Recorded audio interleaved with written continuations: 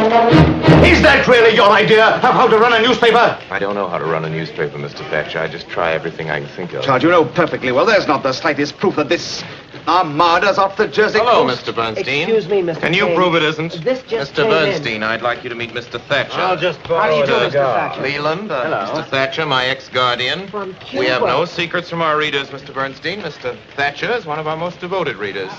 He knows what's wrong with every copy of the Inquirer since I took over. Read the cable. Girls delightful in Cuba, stop.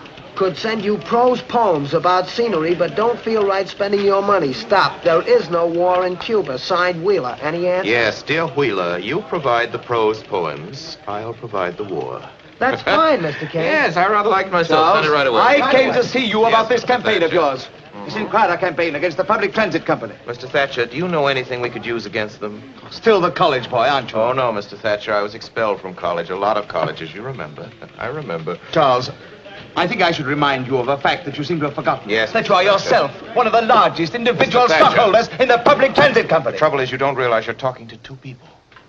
As Charles Foster Kane, who owns 82,364 shares of public transit preferred, you see, I do have a general idea of my holdings. I sympathize with you. Charles Foster Kane is a scoundrel.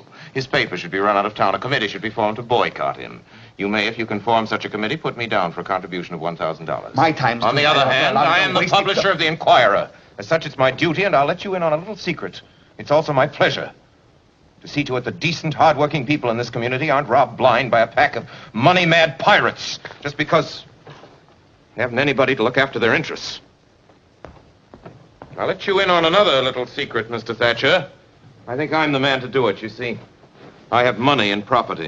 If I don't look after the interests of the underprivileged, maybe somebody else will.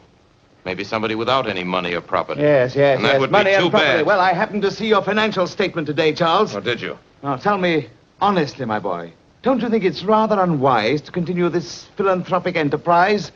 This Inquirer that's costing you $1 million a year? You're right, Mr. Thatcher. I did lose $1 million last year. I expect to lose $1 million this year.